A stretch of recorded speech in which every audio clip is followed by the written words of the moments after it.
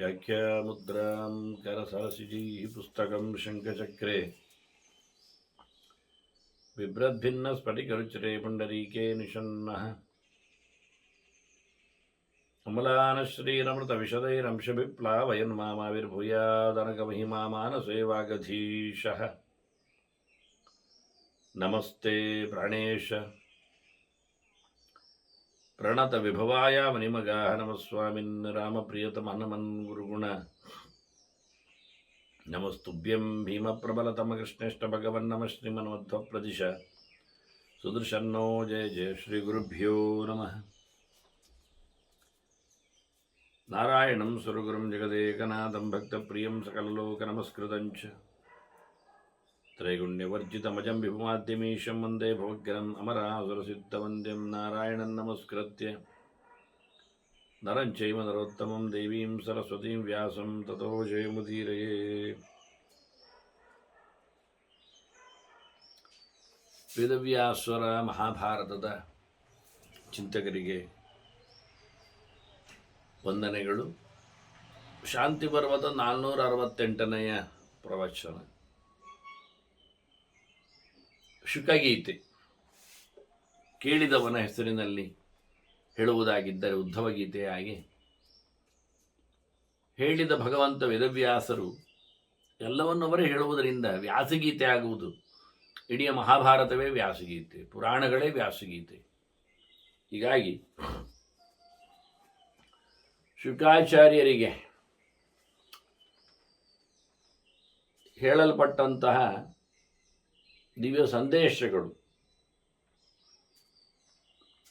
ಮೋಕ್ಷ ಧರ್ಮದ ಹಿನ್ನೆಲೆಯಲ್ಲಿ ಸಂಸಾರದ ಪ್ರಪಂಚದ ಬದುಕಿನ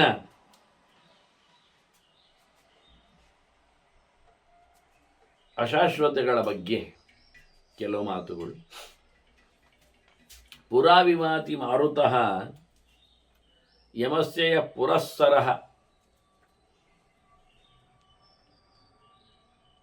ಮರಣ ಬಂದೇ ಬರುತ್ತೆ ಅಂತ ಹಿಂದೆಯೂ ಕೆಲವು ಮಾತುಗಳಲ್ಲಿ ವ್ಯಾಸರು ಹೇಳಿದರು. ಯಮನ ಗಾಳಿ ಬೀಸ್ತದೆ ಅಂತಾರೆ. ಯಮಗಾಳಿ,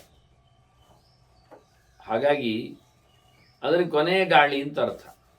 ಮರಣದ ಉಸಿರು ಅದು ಬರುವ ಮುಂಚೆ ಪೂರೈಕೆಯೇವ ನೀಯಸೆ ಕುರುಶ್ವ ಸಾಂಪ್ರದಾಯಿಕ. ಅದಕ್ಕಿಂತ ಮೊದಲೇ ಮೋಕ್ಷಕ್ಕೆ ಹೋಗುವ ದಾರಿಯನ್ನು ಮಾಡಿಕೋ. ಉದ್ಧಾರ ಆಗುವ ಕೆಲಸ ಅದಕ್ಕೆ ಮೊದಲೇ ಆಗಲಿ.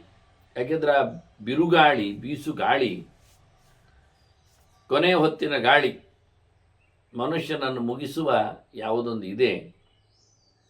ಆಗ ತಲೆ ಕೆಟ್ಟಂತೆ, ವಿಭ್ರಮ, ಯಾವ ದಿಕ್ಕು ದಿಶೆಗಳು ತೋಚುವುದಿಲ್ಲ. ಪುರಾಚ ವಿಭ್ರಮಂತಿತೆ ದಿಶಃ ಮಹಾಭಯಾಗಮೆ. ಬಹಳ ದೊಡ್ಡದಾದಂತಹ ಹೆದರಿಕೆ, ತೊಂದರೆ ಉಂಟಾಗ್ತದೆ. ಹಾಗಾಗಿ ಅದಕ್ಕಿಂತ ಮೊದಲೇ ಬೇಕಾದಂತಹ ತಯಾರಿ.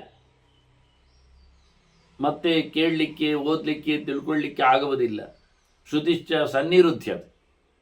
ನೆನಪು ಶಕ್ತಿಯು ಕಳೆದೋಗುತ್ತೆ. ಕಿವಿ ಕೇಳುವುದಿಲ್ಲ ಮಾತ್ರ ಅಲ್ಲ, ನೆನಪು ಆಗುವುದಿಲ್ಲ.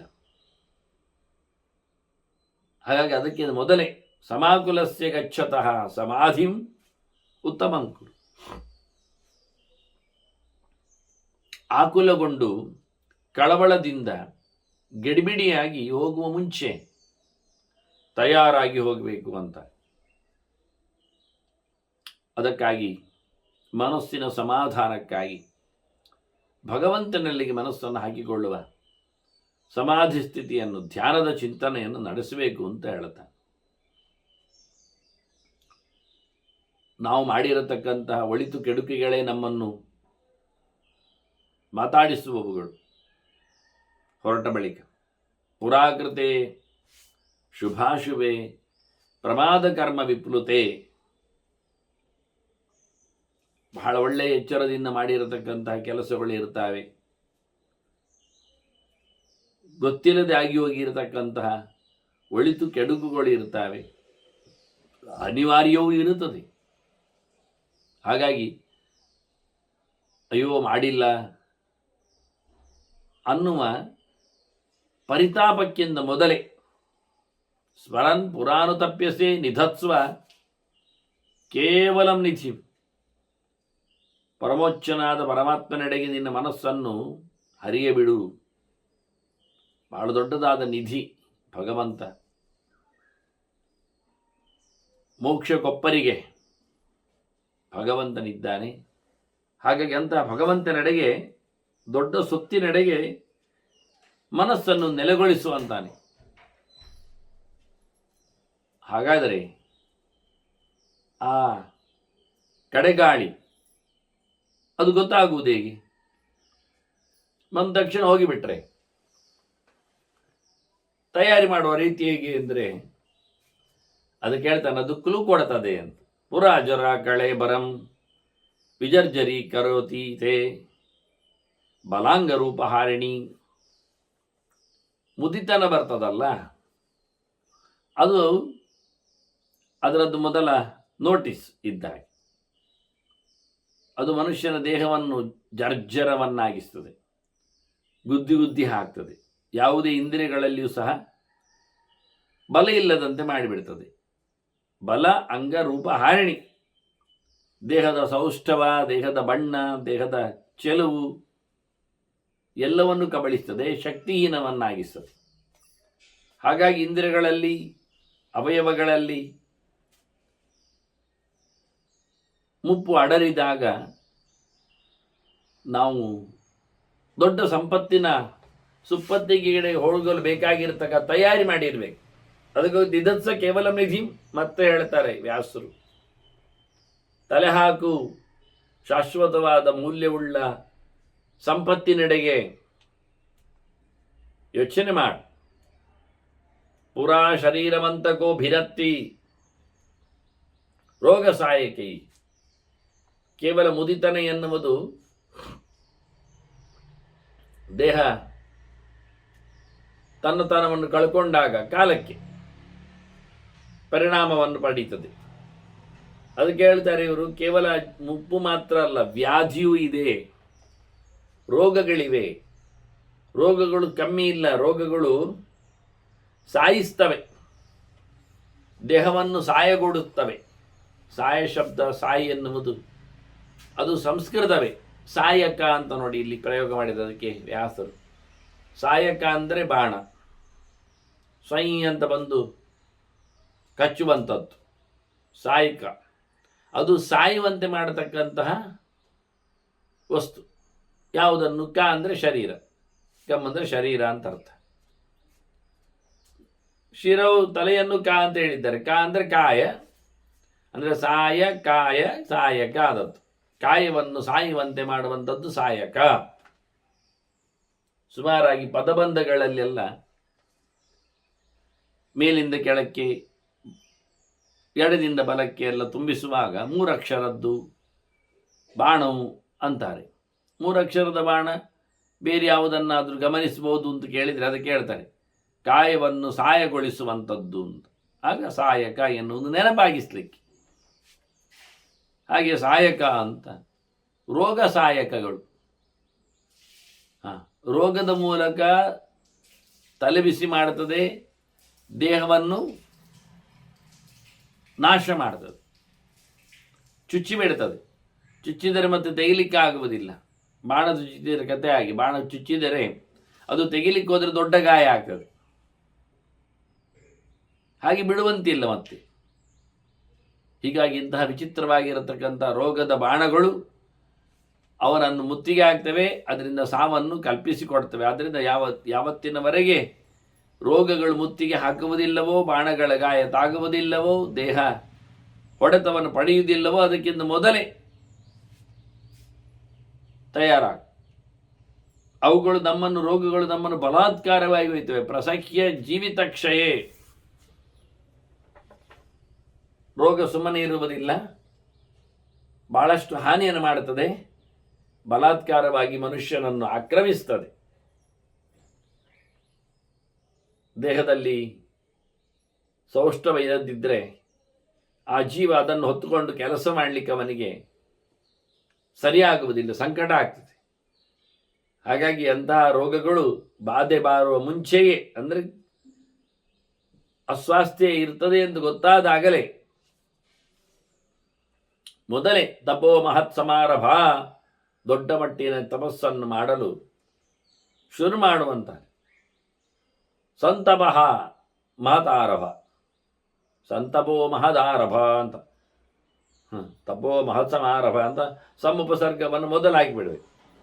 ಸಮುದ್ರಕ್ಕೆ ಪ್ರವಿಸಂಭೂಮ ಸಖಾಹ ವಿಷ್ಣುವಾಚಕ ಅಂತ ಭಗವಂತ ದೇವರೆಡೆಗೆ ತಪಸ್ಸನ್ನು ಮಾಡು, ಲೋಕದೆಡೆಗಲ್ಲ, ಜನರ ನೆನಪಿನಲ್ಲಿ ಅಲ್ಲ, ಬೇರೆ ಯಾವುದೋ ಉದ್ದೇಶದಲ್ಲಿ ಅಲ್ಲ, ಬೇರೆ ಯಾರನ್ನೂ ಅಲ್ಲ, ಮತ್ತೆ ಬೇರೆ ಯಾರೂ ಸಂಪೂರ್ಣ ತತ್ವರಲ್ಲ, ಅಸಂಪೂರ್ಣರು, ಅರ್ಧಂಬರ್ಧರು, ಚೂರುಚಾರುಗಳು, ಅವರೆಲ್ಲನ್ನ ಕರಿಬೇಡ ಅಂತ ಯಾರನ್ನು ಏನೋ ಕುರಿತಲ್ಲಿಯೂ ಮಾತನ್ನು ಹೇಳಿಬಿಡ್ತಾರೆ. ಸಂತಪ ಸಮರ ತಂತಪ ಮಹತ್ಸವ ತಂತಪೋ ಮಹದಾರಭ ಅಂತ ಇದು ಒಂದು ಮುಖ್ಯ. ಇನ್ನೊಂದು ತಪೋ ಮಹತ್ ಸಮಾರಭವೇ ಸಮಾರಭ ಅಂತ, ಸಮೋಹಂ ಸರ್ವಭೂತೇಶು ಅಂತೇಳಿ ಕೃಷ್ಣ ಹೇಳಿಕೊಂಡಾಗಿ ಎಲ್ಲರಲ್ಲಿ ನೆಲೆಗೊಂಡಿರತಕ್ಕ ಭಗವಂತನನ್ನು ನೋಡಿಕೊಳ್ಳುವ ಮೂಲಕ, ಅಂದರೆ ಸಮತ್ವದ ಸಮತೆಯ ನೆಲೆ ಅಂದಾಗ ಯಾವುದನ್ನು ಸಹ ಘಾಸಿಗೊಳಿಸದೆ ನಮ್ಮ ತಪಸ್ಸಿಗೆ ಸುತ್ತಮುತ್ತಲಿನದ್ದು ಹಿಂಸೆಯನ್ನು ಪಡಿಬಾರದು. ಮತ್ತು ಎಲ್ಲರಲ್ಲಿಯೂ ಏಕಪ್ರಕಾರನಾದ ಭಗವಂತನ ನೆನಪು ಬರುವಂತಿರಬೇಕು. ಅಂಥ ಆಲೋಚನೆಗಳು, ಚಿಂತನೆಗಳು ಕೊನೆಗೆ ಅವನ ದೇಹದಲ್ಲಿ ಇರತಕ್ಕ ದೇವರನ್ನು, ತಪಸ್ಸು ಅಂದಾಗ ಸಂತಾಪ ಹೇಳಿಕೊಂಡು ದೇಹವನ್ನು ದಂಡಿಸುವುದರಲ್ಲಿ ಹೇಳಿಕೊಳ್ಳುವುದಿಲ್ಲ, ತನ್ನಲ್ಲಿಯೂ ಭಗವಂತನ ಎಚ್ಚರವನ್ನು ಮಾಡಿಕೊಂಡಿರಬೇಕು ಅಂತ ಮಾತು. ಹಾಗಾಗಿ ಅಂತಹ ಭಗವಂತನ ಚಿಂತನೆಯನ್ನು ನಡೆಸಿಕೊಡು ಅಂತಾರೆ. ತಪೋ ಮಹತ್ ಸಮಾರಂಭ ಶುರು ಮಾಡು.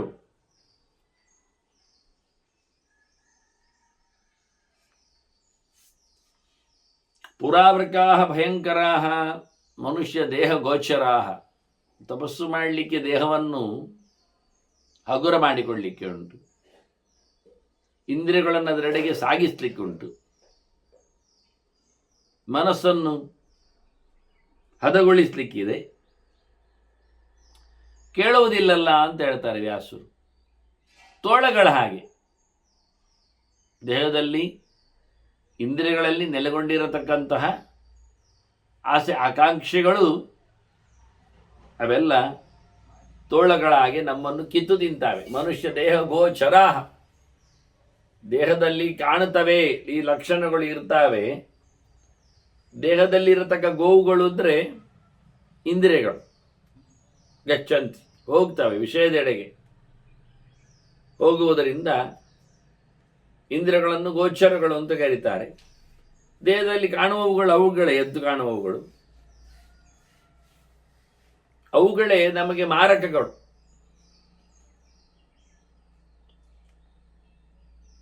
ವಾಸ್ತವವಾಗಿ ನಮ್ಮನ್ನು ಕಿತ್ತು ತಿನ್ನುವವುಗಳು. ಅಂದರೆ ಮರಣೆ ಎಂದು ಧಾತು, ಆವರಕಗಳು ಅಂತ ಅರ್ಥ.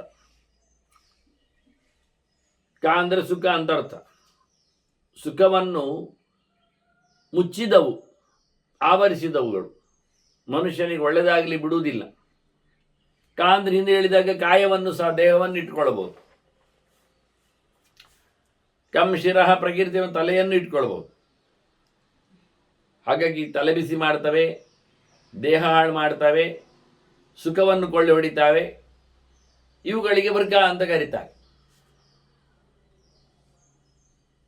ಈಗ ಇಂತಹ ಪೀಡೆ ಕೊಡುವ, ತೊಂದರೆ ಮಾಡತಕ್ಕಂಥ ಇಂದ್ರಿಯಗಳಿಗೆ ಕಾಣಿಸುವವುಗಳೇ, ಇಂದ್ರಿಯಗಳಲ್ಲೇ ನೆಲೆಗೊಂಡವುಗಳು ಸ್ವಯಂ ಕೆಲವೊಮ್ಮೆ ಇಂದ್ರಿಯಗಳು ಆಗಿವೆ. ಇಂದ್ರಿಯಗಳಿಗೆ ಹೋಗತಕ್ಕಂಥ ಮನಸ್ಸುಗಳು,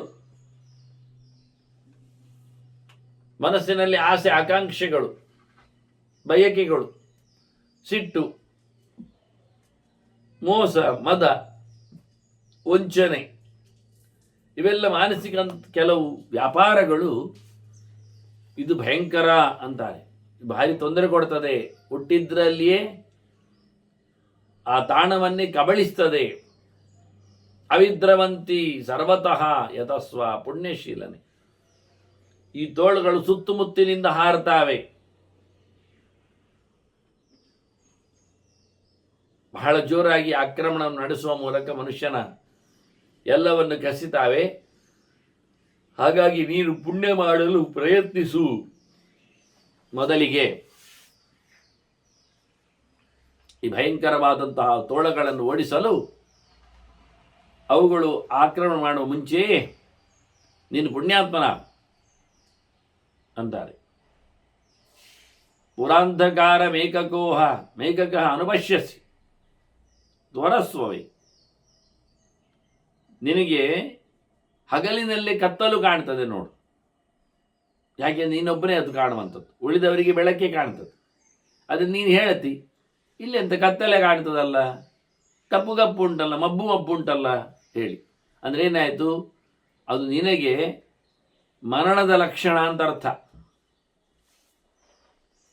ಹಾಗಾಗಿ ಕತ್ತಲು ಕಾಣುವ ಮುಂಚೆ ಸಾಯಲಿಕ್ಕೆ ಸೂಚನೆ ಸಿಗುವ ಮುಂಚೆ ಬೆಳಕಿನ ಕಥೆಯನ್ನು ಮಾಡು. ಬೆಳಕಿನ ಕಥೆ ಜ್ಞಾನ ಸಂಪಾದನೆ. ಹಾಗೆ ಕೆಲವೊಮ್ಮೆ ಸ್ವಪ್ನದಲ್ಲಿ ಮರಗಳು ಕಾಣುತ್ತಾರೆ. ಬೆಟ್ಟಗುಡ್ಡಗಳಲ್ಲಿ, ಸುಮಾರಾಗಿ ಬೆಟ್ಟಗುಡ್ಡಗಳಲ್ಲಿ ಮರಗಳಿರುವುದು ಕಡಿಮೆ. ಹಾಗೆ ನೀನು ಸ್ವಪ್ನದಲ್ಲಿ ಒಂದೊಮ್ಮೆ ಕಂಡ್ರೆ ಮರಗಿಡಗಳು, ಎಂಥ ಮರಗಿಡಗಳು, ಪುರಾ ಹಿರಣಮಯಾನ್ ನಗಾನ್ ನಿರೀಕ್ಷಸೆ ಅದ್ರಿ ಮೂರ್ಧನಿ.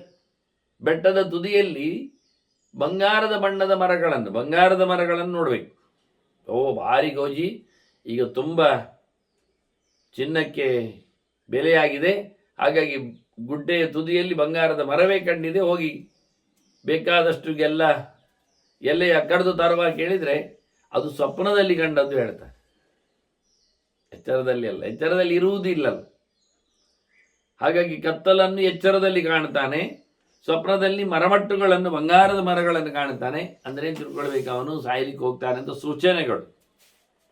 ಅದೆಲ್ಲ ಕಾಣುವ ಮುಂಚೆ ಮಾಡು ಮಾರಾಯ ಸಾಧನೆ ಅಂತ. ಅದಕ್ಕಿಂತ ಮೊದಲೇ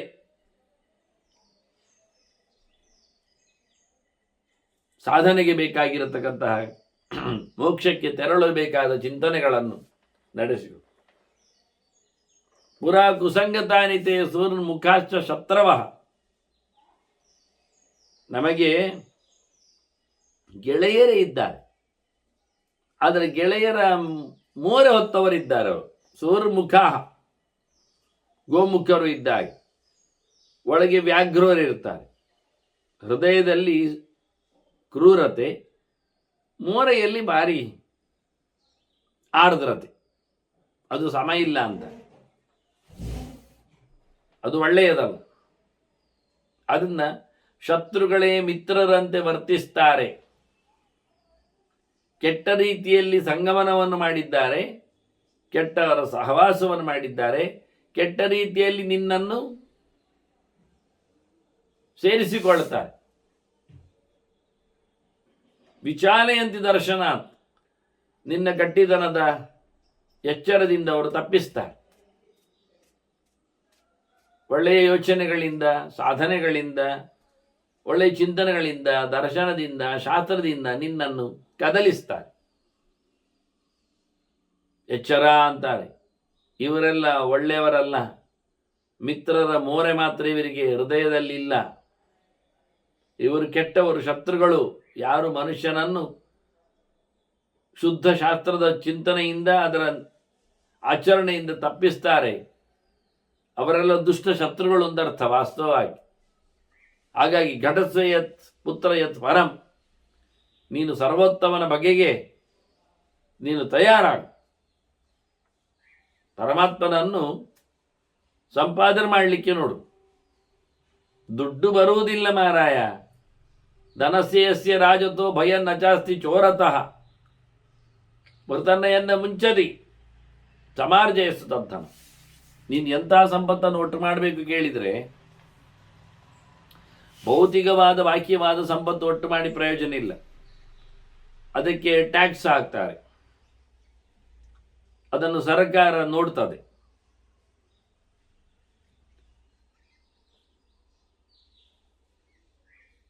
ಇಲ್ಲ ಲೆಕ್ಕ ಕೊಡದೆ ಮನೆಯಲ್ಲಿ ಅಟ್ಟದಲ್ಲಿ ಅವಿತಿಟ್ಟದ್ದೆಲ್ಲಾದ್ರೂ ಮಾಡಿಕೊಳ್ತಿ ಹೇಳಿದರೆ ಅದಕ್ಕೆ ಕಳ್ಳರಿದ್ದಾರೆ ಅಂತಾರೆ. ಕಳ್ಳರಿಗೂ ಸಿಗದಂತೆ ಇದ್ರೆ ಅದು ಗೆದ್ದಲು ತಿಂದಾಗ್ತದೆ ಕೊನೆಗೆ. ಮತ್ತೆ ಮಕ್ಕಳಂತವರೇ ಅದನ್ನು ಮುಕ್ಕಿ ಬಿಡ್ತಾರೆ. ಅದನ್ನ ಮುಕ್ಕಳುಗಳೇ ಮಕ್ಕಳುಗಳು ವಾಸ್ತವವಾಗಿ. ಅದನ್ನು ನೀನು ಎಂಥ ಸಂಪತ್ತು ಒಟ್ಟು ಮಾಡಬೇಕು? ಕಳ್ಳಕಾಕರು ಮಕ್ಕಳು ಮುಕ್ಕುವಂತ ಸಂಪತ್ತು ಒಟ್ಟು ಮಾಡುವುದಲ್ಲ, ಹೊರಗಿನ ಸಮಾಜ ರಾಜ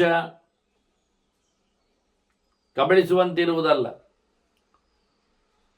ಮತ್ತೆ ಸತ್ತ ನಂತರವೂ ಯಾವುದು ನಿನ್ನ ಬೆನ್ನ ಹಿಂದೆ ಬರ್ತದೆ, ಸತ್ತವನನ್ನು ಯಾವುದು ಬಿಡುವುದಿಲ್ಲ ಅಂತ ಸಂಪತ್ತು ನೋಡು. ಮೃತಂಚಯನ್ನ ಮುಂಚದಿ ಅಂಥದ್ದು ಕೇವಲ ಅದು ವಿದ್ಯೆ, ಶುಭ ಕರ್ಮಗಳು ಅನ್ನುವುದನ್ನು ತಿಳಿಸ್ಲಿಕ್ಕೋಸ್ಕರ ವ್ಯಾಸರು ಹೇಳ್ತಾರೆ, ಎಂತಹ ಸಂಪತ್ತನ್ನು ನೀನು ಒಟ್ಟು ಮಾಡಲಿಕ್ಕೆ ಉಂಟು ನೋಡು ಅಂತ. ವಿಶೇಷವಾಗಿರತಕ್ಕ ಸಂಪತ್ತು, ಅದನ್ನು ಮತ್ತೆ ಯಾರಿಗೂ ಪಾಲು ಮಾಡಲಿಕ್ಕಿಲ್ಲ, ಯಾರು ಕೇಳುವುದಿಲ್ಲ, ಅದಕ್ಕೆ ಯಾರು ಹಕ್ಕುದಾರರಿಲ್ಲ. ನ ತತ್ರ ಸಮಿಭಜ್ಯತೆ ಸ್ವಕರ್ಮಭಿಹಿ ಪರಸ್ಪರಂ ಯದೇವ ಯಸಿ ಯೌತಗಂ ತದೇವ ತತ್ರ ಸೃಷ್ಣುತೆ. ಅವನ ಪಾಲಿನಲ್ಲಿ ಯಾವುದು ಬಂದಿದೆ ಅದನ್ನೇ ಅವ ಅನುಭವಿಸ್ತಾನೆ. ಇಲ್ಲಿ ಯಾರಿಗೂ ಕೊಡ್ಲಿಕ್ಕಿಲ್ಲ, ಯಾರದ್ದು ಪಡೆಯುವಾಗಿಯೂ ಇಲ್ಲ.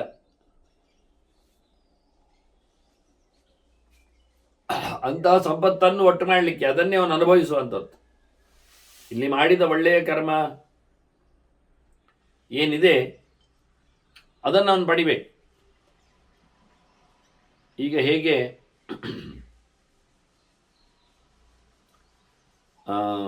ಮದುವೆಯಾದಾಗ ವರದಕ್ಷಿಣೆ ಅಂತ ಅಳಿಯನಿಗೆ ಅಂತೇಳಿ ಬಹುಮಾನ, ಮಗಳನ್ನು ಮತ್ತೆ ನೋಡಿಕೊಳ್ಳಲು ಮುಂದಿನ ಬದುಕಿಗೆ ಉದ್ದಕ್ಕೆ ಹಾಗೊಂದು ಸಾಂಕೇತಿಕವಾಗಿ ಅವನದ್ದು ಗಿಫ್ಟ್, ಅದು ಹೇಗೆ ಒಬ್ಬನಿಗೆ ಸಿಗ್ತದೆ, ಎಲ್ಲರಿಗೂ ಅದು ಹಂಚುವಂಥದ್ದಲ್ಲ, ಎಲ್ಲರಿಗೂ ಅದು ಹಂಚಲಿಕ್ಕೂ ಬರುವುದಿಲ್ಲ. ಹಾಗೆ ಅಳಿಯನಿಗೆ ಕೊಡತಕ್ಕಂಥ ಏನೊಂದು ಬಹುಮಾನ ಇದೆ, ಅದು ಅವನ ಬದುಕಿನ ಒಂದು ಅಂಶವಾಗ್ತದೆ. ಹೇಗೋ ಹಾಗೆ ನಾವೇ ಸಂಪಾದನೆ ಮಾಡಿಕೊಂಡಿರತಕ್ಕಂಥ ಒಳಿತು ಕೆಡುಕುಗಳ ಮೊತ್ತ ಅದು ಇನ್ಯಾರಿಂದಲೂ ಬರುವಂಥದ್ದಲ್ಲ ಬಳುವಳಿಯಾಗಿ. ಹಾಗಾಗಿ ಇದು ಸ್ವಂತದ್ದಾಗ್ತದೆ, ವೈಯಕ್ತಿಕವಾಗ್ತದೆ. ಆ ರೀತಿಯಲ್ಲಿ ಪಡೆಯಲಿಕ್ಕೆ ಬೇಕಾಗುವಂತೆ ಧರ್ಮವನ್ನು ನಡೆಸಿಕೋ, ಅದೇ ನೆಲ್ಲಿಕ್ಕಿರುವುದು. ಮುಂದಿನ ಜನ್ಮಗಳಲ್ಲಿ ಈಗ ಮಾಡಿದ್ದರ ಬುತ್ತಿ ಅಷ್ಟೇ, ಅದು ಮತ್ತೆ ಕ್ಯಾಶ್ ಆಗ್ತದೆ. ಪರತ್ರ ಏನ ಜೀವ್ಯತೆ ತದೈವ ಪುತ್ರ ಜೀಯತಾಂ. ಅಲ್ಲ ಮಗ, ಜನ್ಮಾಂತರದಲ್ಲಿ ಯಾವುದು ಉಪಯೋಗಕ್ಕೆ ಬರ್ತದೆ ಅದೇ ದುಡ್ಡು ಒಟ್ಟು ಮಾಡಿ ಮಾರಾಯ ಅಷ್ಟೇ. ಅದನ್ನೇ ಇದು ಹುಡುಕು ನೋಡು. ಧನಂ ಯದಕ್ಷರಂ ಧ್ರುವಂ ಸಮಾರ್ಜಯಸ್ವದತ್ ಸ್ವಯಂ. ನಾವು ಹುಡುಕುವಾಗ ಅಕ್ಷಯವಾದ ಧನವನ್ನು ಹುಡುಕಬೇಕು. ನಾಶ ಆಗುವುದನ್ನು ಪಡೆದು ಪ್ರಯೋಜನ ಇಲ್ಲ. ನಾಶವಿರದ ಸಂಪತ್ತು ಯಾವುದು ನೋಡು, ಖಾಲಿಯಾಗದೇ ಇರತಕ್ಕ ಶಾಶ್ವತವಾದ ಸಂಪತ್ತು ಯಾವುದು ನೋಡು, ಪರಲೋಕದಲ್ಲಿಯೂ ಬದುಕಲಿಕ್ಕೆ ಆಗತಕ್ಕಂಥ ಯಾವುದು ವಿಶೇಷವಾದ ಸಂಪತ್ತು ನೋಡು, ಅದನ್ನೇ ಹುಡುಕು, ಅದನ್ನೇ ಪಡೆ.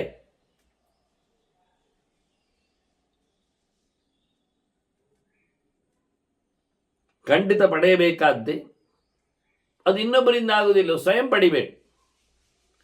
ನೀನು ಪಡೆದದ್ದು ನಿನಗೆ ಅನ್ನುವ ನೆಲೆಯಲ್ಲಿ ಬಹಳ ಚಂದವಾಗಿ ಸ್ವಂತವಾದಂತಹ ಪ್ರಯತ್ನ. ನ ಯಾವದೇವ ಪಚ್ಯತೆ ಮಹಾಜನಸ್ಯ ಯಾವಕಂ ಅಪಕ್ವಯೇವ ಯಾವಕೆ ಪುರಾ ಪ್ರಲೀಯಸೆ ತ್ವರಂ. ಅತಿಥಿ ಬಂದಿದ್ದಾನೆ, ಬಹಳ ದೂರದ ಊರಿನಿಂದ ಬೆಳಿಗ್ಗೆ ಹೊರಟು ನಡ್ಕೊಂಡು ಬಂದಿದ್ದಾನೆ. ಅತಿಥಿಯ ಕಾಲ ಮಧ್ಯಾಹ್ನದ ಹೊತ್ತು ಬಂದಿದ್ದಾನೆ. ಊಟ ಆಗ್ತದೆ ಅವನಿಗೆ, ಊಟ ಮಾಡಿಕೊಂಡು ಹೋಗ್ತಾನೆ. ಆದರೆ ಅವನು ಹಸಿವೆ ಬಹಳ ಜೋರಿದ್ದದ್ದರಿಂದ ಅವ ಹೇಳ್ತಾನೆ, ಬಂದ ತಕ್ಷಣ ಕೂತ್ಕೊಳ್ತಾನೆ, ಬಹಳ ದೊಡ್ಡವ ಊಟಕ್ಕೆ ಅಂತ. ಇನ್ನು ಬೇಯಲಿಕ್ಕೆ ಉಂಟು, ಬೇಯಲಿಲ್ಲ ಅಂತಾನೆ. ಗೋಧಿ ಪಾಯಸ ಮಾಡಿದ್ದೇನೆ, ಹಾಕ್ತೇನೆ ಅಂತ. ಇವ ಎದ್ದು ಹೋಗ್ತಾನೆ. ಸಮಯ ಮೀರುತ್ತದೆ, ಇನ್ನು ಕಾಯ್ತಾ ಕೂತ್ಕೊಳ್ಬೇಕಾಗ್ತದೆ, ಆಗುವುದಿಲ್ಲ ಅಂತಾನೆ. ಪಕ್ಕದ ಮನೆಯಲ್ಲಿಯೂ ಇರ್ಬೋದು, ಅತಿಥಿ ಅಂತ ಹೇಳಿ ಹೋದಾಗ ಅವರು ಊಟ ಹಾಕ್ತಾರೆ. ಹಾಗಾಯ್ತು ನಮ್ಮ ಕತೆ. ಸ ಯಾವದೇವ ಪಚ್ಯತೆ ಮಹಾಜನಸ್ಯ ಯಾವಕಂ. ದೊಡ್ಡವ ಬಂದಿದ್ದಾನೆ ಅಂತೇಳಿ ಅವನಿಗೆ ಅಡುಗೆ ಮಾಡ್ತೇನೆ ಅಂತ ಬೇಯಿಸಿ ಆಗುವಾಗ ಅಪಕ್ವಯೇವ, ಇನ್ನು ಬೇಯಲಿಲ್ಲ, ಬೇಯ್ದ ಮುಂಚೆಯೇ ಅಪಕ್ವಯೇವ ಪಾವಕೆ ಪುರಾ ಪ್ರಲೀಯಸೆ ತ್ವರಂ. ಅವ ಬೇಗನೆ ಅಲ್ಲಿಂದ ಹೋಗಿಬಿಟ್ಟ. ಹಾಗೆ ನಮ್ಮ ಕತೆ ಆಗ್ತದೆ. ಅಡುಗೆ ಎಲ್ಲ ಮಾಡಲಿಕ್ಕೆ ನಾವು ಮಾಡಿಕೊಂಡಿದ್ದೇವೆ, ತಿನ್ನದೆ ಸಾಯ್ತೇವೆ. ಬೇಯಿಸ್ಲಿಕ್ಕೆ ಇಟ್ಟಾಗಿದೆ, ಬೇಯಿಸದೆ ಸಾಯ್ತೇವೆ. ತಿನ್ನದೆ ಸಾಯ್ತೇವೆ ಅಂದರೆ ಅಷ್ಟರ್ಥ. ಇದ್ದದ್ದು ಸ್ಟೋಕ್ ಮಾತ್ರ ಅಲ್ಲ, ಉಗ್ರಾಣದಲ್ಲಿ ತುಂಬಿದ್ದಲ್ಲ.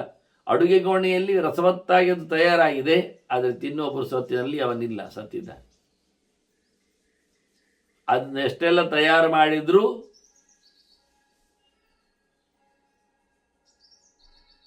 ಮನುಷ್ಯನಿಗೆ ಅವನಿಗೆ ಬೇಕಾದ ಸೊತ್ತು ಸಿಗುವುದಿಲ್ಲ ಮರಣದ ಪ್ರವೇಶದಿಂದಾಗಿ. ಅನುವ್ರಜಂತಿ ಸಂಕಟೆ ವ್ರಜಂತ ಮೇಕವಾತಿನಂ ಯದೇವ ಕರ್ಮ ಕೇವಲಂ ಪುರಾಕೃತಂ ಶುಭಾಶುಭಾಂ. ನ ಮಾತೃಪುತ್ರ ಬಾಂಧವಾ ನ ಸಂಸ್ತುತಃ ಪ್ರಿಯೋಜನ. ಯಾರು ಬರ್ತಾರೆ ಹೇಳ್ತಾರೆ? ಯಾರು ಬರುವುದಿಲ್ಲ. ಮನೆ ಮಂದಿ ಯಾರು ಸಹ ಇವನ ಸಂಪತ್ತನ್ನು ಕೊಡಲು ತೆಗೆಯಲು ಬರುವುದೇ ಇಲ್ಲ. ಯಾವ ಹೊರಗಿನ ಜನ ಸಮಾಜ ಬರುವುದಿಲ್ಲ, ಯಾವ ಪ್ರೀತಿಯ ಪಾತ್ರನೂ ಸಿಗುವುದಿಲ್ಲ. ದಿನ ಇವನ ಬಗ್ಗೆ ಇರತಕ್ಕಂಥ ಸೊತ್ತುಗಳು ಬಂದಾಗೆಲ್ಲ ಬಹಳ ಚಂದವಾಗಿ ಹೇಳಿಕೊಳ್ಳುತ್ತಿದ್ದವ ಅವನು ಬರುವುದಿಲ್ಲ. ಯಾಕೆ? ಅವ ಈಗ ಇವನೇ ಇಲ್ಲ, ಬರುವುದೇ ಆಗಿವಂತವ. ಚೆನ್ನಾಗಿ ಅವನನ್ನು ಹೊಗಳುತ್ತಿದ್ದ, ಕೆಲಸ ಮಾಡಿ ಕಳಿಸ್ತಿದ್ದ, ಎಲ್ಲ ಸರಿ. ಅಂಥವನಿಲ್ಲ. ತಾಯಿ ಇಲ್ಲ, ತಂದೆ ಇಲ್ಲ,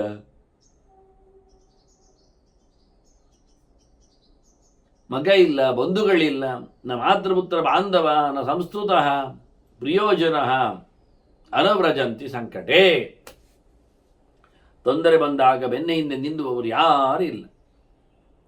ಸ್ವಲ್ಪ ಹತ್ತಿರವೂ ಬರುವುದಿಲ್ಲ. ಬಂದರೆ ಅವರಿಗೆ ಎಲ್ಲಿ ಅಂಟುವುದು ಅಂತ ಹೆದರಿಕೆ ಅವರಿಗೆ. ರಜಂತ ಮೇಘಬಾತಿನಂ. ಒಬ್ಬನೇ ಹೋಗುವಾಗ, ಒಬ್ಬನೇ ಬೀಳುವಾಗ, ದೇಹವನ್ನು ತೊರೆಯುವಾಗ, ಸಾಯಲಿಕ್ಕೆ ನಿಂತಾಗ ಯಾರೊಬ್ಬನ ಹತ್ತಿರ ಬರುವುದಿಲ್ಲ, ಪ್ರಯೋಜನ ಆಗುವುದೂ ಇಲ್ಲ.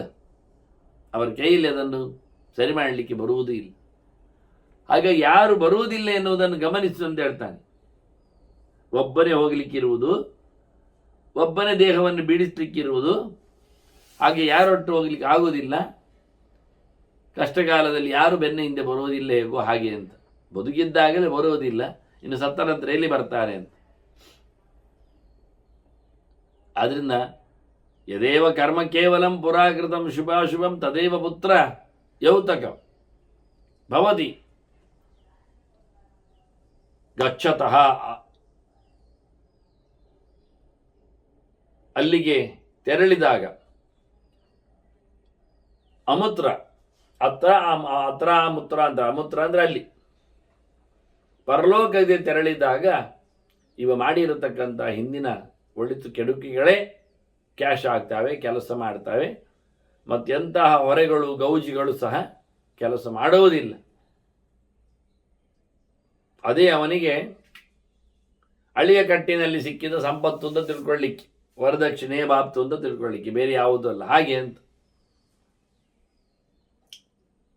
ಹಿರಣ್ಯರತ್ನ ಸಂಚಯ ಶುಭಾಶುಭೇನ ಸಂಚಿತ ನತಸ್ಯ ದೇಹ ಸಂಕ್ಷಯೇ ಭವಂತಿ ಕಾರ್ಯ ಸಾಧಕ.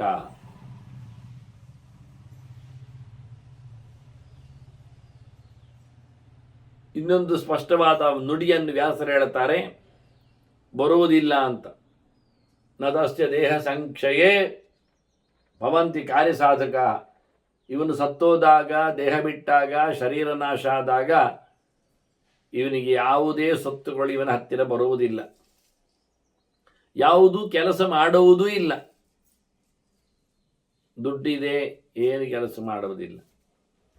ಬೇಕಾದಷ್ಟು ರತ್ನ ರಾಶಿಗಳಿವೆ, ಏನು ಕೆಲಸ ಆಗುವುದಿಲ್ಲ. ಬಂಧುಗಳಿದ್ದಾರೆ ತುಂಬ ಬಟ್ಟೆ, ಏನಾಗುವುದಿಲ್ಲ ಅಂತ. ಅದರಿಂದ ಮನುಷ್ಯ ಬಹಳ ರೀತಿಯಲ್ಲಿ ಲೌಕಿಕವಾದ ಸಂಪತ್ತನ್ನು ಸಂಪಾದನೆ ಮಾಡಿ ಪ್ರಯೋಜನ ಇಲ್ಲ. ಅದನ್ನು ಎಷ್ಟು ಒಳ್ಳೆಯ ರೀತಿಯಿಂದ ಮಾಡಿರಲಿ, ಶುಭಾಶುಭೇನ ಸಂಚಿತ, ಒಳ್ಳೆಯ ಪ್ರಕಾರದಿಂದ ಸಂಪಾದನೆ ಮಾಡಿದ್ದಾನೆ, ಕೆಟ್ಟ ಪ್ರಕಾರದಿಂದಲೂ ಬಂದಿದ್ದಾನೆ.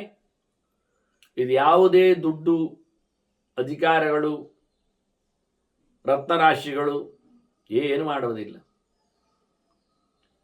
ನ ಪುತ್ರ ಶಾಂತಿರಸ್ಥಿತೇ ಕೃತಾಕೃತಸ್ಯ ಕರ್ಮಣಃ. ಮಾಡಬೇಕಾದ್ದನ್ನು ಮಾಡದಿದ್ದರ, ಮಾಡಬಾರದ್ದನ್ನು ಮಾಡಿದ್ದರ, ಯಾವುದರ ಬಗ್ಗೆಯೂ ಮನುಷ್ಯನಿಗೆ ಸಮಾಧಾನ ಸಿಗುವುದಿಲ್ಲ. ಯಾಕೆಂದರೆ ಅವನ ಸಾಕ್ಷಿ ಉಂಟಲ್ಲ. ನ ಸಾಕ್ಷಿ ತೋತ್ಮನ ಸಮೋ ದೃಢ ವಿಹಸ್ತಿ ಕಷ್ಟನ. ಪ್ರತಿಯೊಬ್ಬರಿಗೂ ಅವರದ್ದೇ ಆಗಿರೋ ಸಾಕ್ಷಿ ಇದೆ. ಮಾಡಬೇಕು ಯಾವುದು ಒಂದು ಗೊತ್ತಿದೆ, ಮಾಡಬಾರದ್ದು ಯಾವುದು ಗೊತ್ತಿದೆ, ಮಾಡಬಾರದ್ದನ್ನು ಮಾಡಿದ್ದು ಗೊತ್ತಿದೆ, ಮಾಡಬೇಕಾದ್ದನ್ನು ಮಾಡದೇ ಇದ್ದದ್ದು ಗೊತ್ತಿದೆ, ಎರಡೂ ಗೊತ್ತಿದೆ ಅವನಿಗೆ. ಸರಿಯಾಗಿ ತಿಳ್ಕೊಂಡಿದ್ದಾನೆ. ಹಾಗಾಗಿ ಅವನಿಗೆ ಬದುಕಿದ್ದಾಗಲೇ ಗೊತ್ತವನಿಗೆ ನಾನು ಮಾಡಿದ್ದು ಸರಿ ಇಲ್ಲ, ನನಗೆ ಒಳ್ಳೆಯ ಸುಖದ ಲೋಕ ಸಿಗುವುದಿಲ್ಲ ಅಂತ. ಶಾಂತಿ ಅಂದರೆ ಹಾಗೆ, ಸಮಾಧಾನ, ಸುಖದ ತಾಣ. ಯಾಕಿಲ್ಲ? ಗೊತ್ತವನಿಗೆ, ಅವನೇ ಸಾಕ್ಷಿ ಅಲ್ವ. ನನಗೆ ಗೊತ್ತೇ ಇರಲ್ಲ, ಹೇಳಲಿಕ್ಕಿಲ್ಲ. ಪ್ರತಿಯೊಬ್ಬನ ಸಾಕ್ಷಿ ಎಚ್ಚರದಲ್ಲಿ ಉಂಟು. ಗೊತ್ತಿಲ್ವಾ? ಬೇರೆ ಸಾಕ್ಷಿ ಬೇಕಾ ಕೇಳ್ತಾರೆ ವ್ಯಾಸರು, ಕೊಡ್ತೇನೆ ಅಂತಾರೆ. ಮತ್ತೆ ಮನುಷ್ಯ ದೇಹ ಶೂನ್ಯಕಂ ಭವತಿ ಅಮೂತ್ರ ಗಚ್ಚತಃ. ಹೋಗುವಾಗ ಮನುಷ್ಯ ದೇಹವನ್ನು ಬಿಟ್ಟು ಹೋಗ್ತಾನೆ, ಸೊನ್ನೆ ಆಗ್ತದೆ, ದೇಹದೊಳಗೆ ಯಾರು ಇರುವುದಿಲ್ಲ. ಪ್ರವಿಶ್ಯ ಬುದ್ಧಿ ಚಕ್ಷುಷ ಪ್ರದೃಶ್ಯತೆ ಈ ಸರ್ವಶಃ. ಸೂಕ್ಷ್ಮವಾಗಿ ಎಲ್ಲವನ್ನು ಗಮನಿಸಿ ಹೋಗ್ತಾನೆ. ಜೀವ ಹೋಗ್ತಾನೆ, ಸೂಕ್ಷ್ಮವಾದದ್ದನ್ನೆಲ್ಲ ಹೊತ್ಕೊಂಡು ಹೋಗ್ತಾನೆ, ಸ್ಥೂಲವಾದ ಹೊರಗಿನ ದೇಹ ಬಿಡುತ್ತಾನೆ. ಇದು ಅವನಿಗೆ ಗೊತ್ತಿಲ್ಲ ಹೇಳ್ತೀರಾ? ಗೊತ್ತಿದೆ, ಗೊತ್ತಾಗ್ತದೆ ಅಂತಾರೆ. ಎಲ್ಲವನ್ನು ಗಮನಿಸ್ತಾನೆ. ಇಹ ಅಗ್ನಿ ಸೂರ್ಯ ವಾಯವಃ ಶರೀರ ಆಶ್ರಿತ ತ್ರಯ. ದೇಹದಲ್ಲಿ 3 ಜನ ಇದ್ದಾರೆ. ಬಿಸಿಯಾದ ಅಗ್ನಿ ಇದ್ದಾನೆ, ಬೆಳಕಿನ ಸೂರ್ಯ ಇದ್ದಾನೆ, ಉಸಿರಿನ ವಾಯು ಇದ್ದಾನೆ. ಅಗ್ನಿ ಆದಿತ್ಯ, ಅಗ್ನಿ ವಾಯು ಆದಿತ್ಯರು, ವಸುರುದ್ರ ಆದಿತ್ಯರು ಅಂತ ಹೇಳಿಕೊಂಡ ಹಾಗೆ 3 ಹೊತ್ತಿನ ಸಮನತ್ರಯದ ಪೂಜೆ ಪುರಸ್ಕಾರಗಳಲ್ಲಿ ನೆಲೆಗೊಂಡವರು. ಬಾಯಿಯಲ್ಲಿ ಅಗ್ನಿ ಇದ್ದಾನೆ, ಮೂಗಿನಲ್ಲಿ ಗಾಳಿ ಇದ್ದಾನೆ, ಮೇಲಕ್ಕೆ ಕಣ್ಣಿನಲ್ಲಿ ಸೂರ್ಯ ಇದ್ದಾನೆ. ಹಾಗಾಗಿ ಇದು 3 ಪ್ರತ್ಯಕ್ಷದ ವ್ಯವಸ್ಥೆಗಳು ಒಟ್ಟಿನಲ್ಲಿ ಅವನಿಗೆ. ಇವರು 3 ಜನ ತಯೇವ ತಸ್ಯ ಸಾಕ್ಷಿಣಃ ಭವಂತಿ ಧರ್ಮದರ್ಶಿನಃ. ಇವ ಏನು ಮಾಡಿದ ಅಂತ ನೋಡ್ಲಿಕ್ಕೆ ಇವನ ಕಣ್ಣೇ ಸಾಕ್ಷಿ, ಇವನ ಬಾಯಿಯೇ ಸಾಕ್ಷಿ, ಇವನ ಉಸಿರೇ ಸಾಕ್ಷಿ. ಯಾವ ಉಸಿರಿನಲ್ಲಿ ಏನು ಕೆಲಸ ಆಯಿತು ಅಂತ ಹೇಳಲಿಕ್ಕೆ. ಅಹರ್ನಿಶೇಷು ಸರ್ವತಃ ಸ್ಪೃಶಸ್ಸು ಸರ್ವಚಾರಿಷು. ಎಲ್ಲಿಗೆ ಹೋಗಲಿ, ಹೇಗೆ ಮಾಡಲಿ, ಎಂಥದೇ ನಡೆಸಲಿ, ರಾತ್ರಿ ಆಗಲಿ ಹಗಲಾಗಲಿ ಇವರಿದ್ದೇ ಇದ್ದಾರೆ. ಕರ್ಮವನ್ನು ಮಾಡುವಾಗ ಕಣ್ಣು ನೋಡ್ತದೆ, ಒಳಿತು ಕೆಡುಕುಗಳಲ್ಲಿ ಉಸಿರು ಸೇರ್ತದೆ. ಪ್ರಯತ್ನ ಎನ್ನುವುದು ಉಸಿರು ಅಲ್ಲಿದೆ. ಅಲ್ಲಿ ಅಗ್ನಿ ಇದ್ದಾನೆ, ಅವನದರ ಬಗ್ಗೆ ಎಚ್ಚರವನ್ನು ಕೊಡ್ತಾನೆ. ನಾಲಿಗೆ ಕೆಲವೊಮ್ಮೆ ಹೇಳ್ತದೆ, ಮಾತು ಕೆಲವೊಮ್ಮೆ ಹೇಳ್ತದೆ, ಅದು ಬೇಡ, ಆದರೂ ಮಾಡ್ತಾನೆ. ಇದು ಮಾಡು, ಆದರೂ ಬಿಡ್ತಾನೆ. ಆದ್ದರಿಂದ ಕೆಲವೊಮ್ಮೆ ಆಟೋ ಸಜೆಷನ್ಸ್ ಅಂದರೆ ಬಾಯಿಯ ಮೂಲಕ ಬಂದಿರ್ತದೆ. ಪ್ರಕಾಶ ರೂಢ ವೃತ್ತಿಷು ಸ್ವಧರ್ಮಮೇವ ಪಾಲೆ. ಇವರೆಲ್ಲ ಚೆನ್ನಾಗಿ ನೋಡುತ್ತಾರೆ. ಬೆಳಕಿದೆ, ಸೂರ್ಯ ಇದ್ದಾನೆ, ಸೂರ್ಯ ಇಲ್ಲ, ರಾತ್ರಿ ಇದೆ, ಅಗ್ನಿ ಇದ್ದಾನೆ. ವಾಯುವಿಗೆ ರಾತ್ರಿ ಹಗಲು ಅಂತೂ ಇಲ್ಲ. ಹಾಗಾಗಿ ಇವರು ಕಾಣುವಂತೆ ಇದ್ದಾರೆ, ಕಾಣದಂತೆ ಇದ್ದಾರೆ.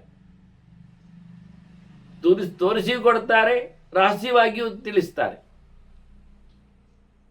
ಆದರೂ ದೇಹದ ಒಳಗೆ ತುಂಬಿಕೊಂಡದ್ದು ಗಾಳಿ, ಅದರೊಟ್ಟಿಗೆ ಬೆಂಕಿ. ಹಾಗಾಗಿ ಅವನಿಗೆ ಗೊತ್ತಿರುತ್ತದೆ, ಅದು ಮಾಡುವುದಿಲ್ಲ. ಅನೇಕ ಬಾರಿ ಪಾಂಥಕೆ ವಿರೂಪ ರೌದ್ರ ಮಕ್ಷಿಕೆ ಸ್ವಮೇವ ಕರ್ಮ ರಕ್ಷ್ಯತಾಂ ಸ್ವಕರ್ಮ ತತ್ರ ಗಚ್ಚತಿ. ಹೋಗುವ ದಾರಿಯಲ್ಲಿ ಅಡ್ಡಾದಿಡ್ಡಿಗಳೇ ಜಾಸ್ತಿ, ವಿರೋಧಿಗಳೇ ಜಾಸ್ತಿ. ಅದು ಭಯಂಕರ ವಿರೋಧಿಗಳಿರ್ತಾರೆ. ಎಲ್ಲ ಕಿತ್ತು ತಿನ್ನುವ ಕ್ರಿಮಿಕೀಟಗಳಂತೆ ಇರ್ತಾರೆ. ದೇಹವನ್ನು ವಿರೂಪಗೊಳಿಸುವವರು ಇರ್ತಾರೆ. ಆಗ ನಾವು ಚೆನ್ನಾಗಿ ನೋಡಿ ಹೋಗುವುದಿಲ್ವಾ? ಹಾಗೆ ಮುಂದಿನ ದಾರಿ ನಮ್ಮದು ಸರಿಯಿಲ್ಲ. ಒಳ್ಳೆಯ ಕರ್ಮವನ್ನು ಮಾಡಿಕೋ, ನೋಡು, ಮುಂದುವರಿ. ಯತೇಹ ಯತ್ಕೃತಂ ಶುಭಂ ವಿಪಾತ್ಮಭಿಃ ಕೃತಾತ್ಮಭಿಃ ತದಾಪ್ನುವಂತಿ ಮಾನವಾ ತಥಾ ವಿಶುದ್ಧ ಯೋನಯ. ನೋಡು, ಒಳ್ಳೆಯವರು ಮಾಡುವುದು. ಕೆಟ್ಟ ಕೆಲಸ ನಡೆಸದವರಿದ್ದಾರೆ ನೋಡು, ಪಾಪ ಮಾಡದವರಿದ್ದಾರೆ, ಪ್ರಯತ್ನ ಪಟ್ಟವರಿದ್ದಾರೆ. ಅವ್ರು ಮಾಡಿದ್ದವರಿಗೆ ಹೇಗೆ ಸಿಗ್ತಾ ಉಂಟು ನೋಡು, ಸಿಕ್ಕಿದೆ ನೋಡು.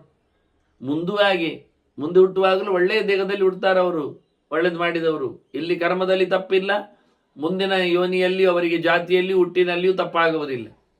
ಅದನ್ನು ನೋಡು, ಕಾಣ್ತದಲ್ಲ, ಹಾಗೆ ಮಾಡಲಿಕ್ಕೆ ಬರುತ್ತೆ ಅಂತ. ವ್ರಜಂತಿತೆ ಪರಾಂಗದೆ ಗೃಹಸ್ಥ ಧರ್ಮ ಸೇತುಭಿ. ಅವರು ಇಲ್ಲಿದ್ದುಕೊಂಡೇ ಮಾಡಿದ್ದು, ಬಿಟ್ಟೋದೇ ಮಾಡಿದ್ದಲ್ಲ. ಮನೆವಾಳ್ತೆ ನೆಲೆಯಲ್ಲಿ ಕೂತ್ಕೊಂಡೇ ಮನೆಯಲ್ಲಿ ಹೇಳಿರತಕ್ಕಂಥ ಕೆಲಸಗಳನ್ನು, ಧರ್ಮವನ್ನು ಮಾಡಿಕೊಂಡೇ ಆಚರಿಸಿಕೊಂಡೇ ಅವರು ಉತ್ತಮವಾದ ಗತಿಯನ್ನು ಪಡೆದಿದ್ದಾರೆ. ವಿಮಾನ ಕಾಮಗಾಮಿನಃ, ಎತ್ತರವಾದ ಲೋಕಗೆಳರಿಗೆ ಅವರು ತೆರಳಿದ್ದಾರೆ. ಪ್ರಜಾಪತೆ, ಬ್ರಹ್ಮನ ಲೋಕಕ್ಕೆ, ಇಂದ್ರನ ಲೋಕಕ್ಕೆ, ಗುರುಗಳ ಲೋಕಕ್ಕೆ, ಹೀಗೆಲ್ಲ ಲೋಕದೆಡೆಗೆ ತೆರಳಿದ್ದಾರೆ. ನಾನು ಬಹಳಷ್ಟು ನೂರಾರು ಸಾವಿರಾರು ಗೆರೆಗಳನ್ನು ಹೇಳಬಲ್ಲೆ ಇದರ ಬಗ್ಗೆ, ಮನುಷ್ಯರ ಎಚ್ಚರದ ಬಗ್ಗೆ. ಯಾರು ಬುದ್ಧಿಮೋಹದಿಂದ ದೂರ ಆಗ್ತಾರೆ, ಬುದ್ಧಿಯನ್ನು ಮೋಹಗೊಳಿಸದೆ ಅಬುದ್ಧಿಮೋಹನಾತ್ ಪುನಃ ತಲೆಗೆಡದ ಮುಂಚೆ ಪ್ರಭುಸ್ತುತೆ ನ ಪಾವಕಃ, ಅವನಿಗೆ ಈ ನರಕದ ಬೆಂಕಿ ಏನು ಮಾಡುವುದಿಲ್ಲ.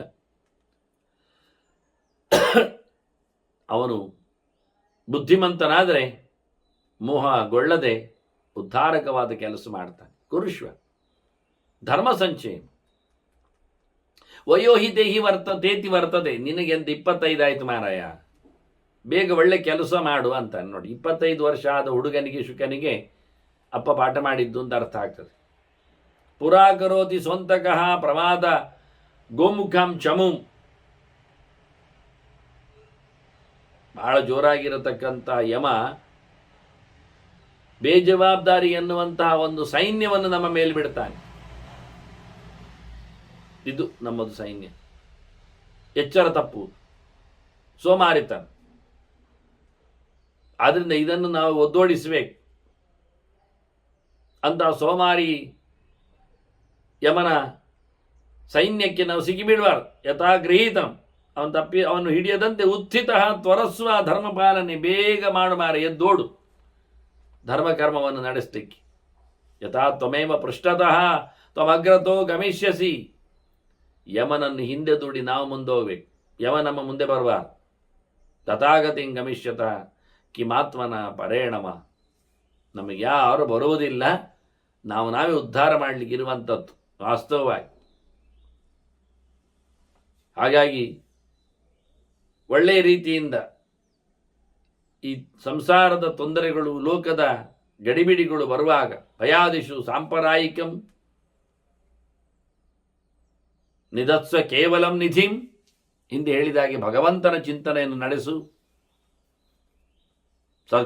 ಸರ್ಕೂಲ ಮೂಲ ಬಾಂಧವಂ ಪ್ರಭುರ್ಹರತಿ ಅಸಂಗವಾನ್. ಯಮನಿಗೆ ಯಾರ ಸಂಘವೂ ಇಲ್ಲ, ಸಂಗತಿಯೂ ಇಲ್ಲ. ಯಾವುದೇ ಕಷ್ಟ ನಷ್ಟಗಳ ಬಗ್ಗೆ ಅವನು ಯೋಚನೆ ಮಾಡುವುದಿಲ್ಲ. ಎಲ್ಲರನ್ನೂ ಕರ್ಕೊಂಡು ಹೋಗ್ತಾನಾದ್ರಿಂದ ನ ಸಂತಿ ಯಸ್ಯ ವಾರಕಾಹ. ಯಮನಿಗೆ ತಡೆ ಎಲ್ಲಿದೆ? ಯಾವುದರಿಂದ ಮಾಡಲಿಕ್ಕೆ ಆಗ್ತದೆ? ಅದನ್ನು ಮಾಡಲೇಬೇಕಾದ ಕೆಲಸ. ಕುರುಶ್ವ ಧರ್ಮ, ವಿಶೇಷವಾಗಿ ಧರ್ಮದ ಸಂಚಯಂ ಸನ್ನಿಧಿಂ.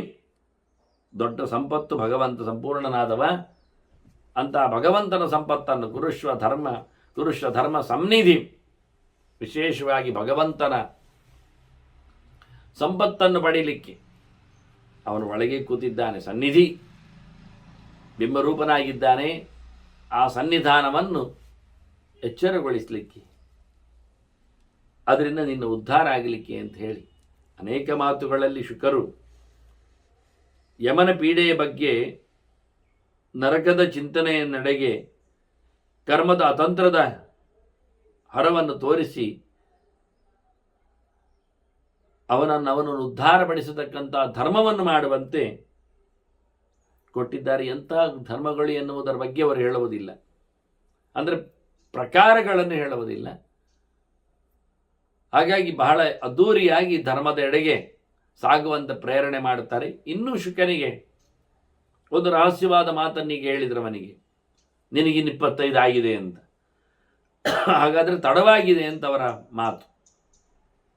10-16 ಎಚ್ಚರ ಆಗಿರಬೇಕಾದ್ದು 10-12 ನಂತರದಲ್ಲಿ ಆಗಲಿಲ್ಲ ಅಂದರೆ ಮತ್ತಷ್ಟು ಮುಂದೋಯ್ತಲ್ಲ ಅಂತ. ಹಾಗಾಗಿ ಅಂತಹ ಶುಕನಿಗೆ ಅವರು ಯಾವ ನೆಲೆಯಲ್ಲಿ ಬೋಧನೆಯನ್ನು ಕೊಡ್ತಾ ಇದ್ದಾರೆ ಎನ್ನುವುದನ್ನು ನಾವು ಅರಿಯಬಹುದು. ಇನ್ನೂ ಕೆಲವು ಮಾತುಗಳ ಚಿಂತನೆಯನ್ನು ಮತ್ತೆ ಸೇರಿದಾಗ ನಡೆಸುವ ವಂದನೆಗಳೊಂದಿಗೆ ಶ್ರೀಕೃಷ್ಣಾರ್ಪಣಮಸ್ತು. ನಾರಾಯಣ ನಾರಾಯಣ ನಾರಾಯಣ.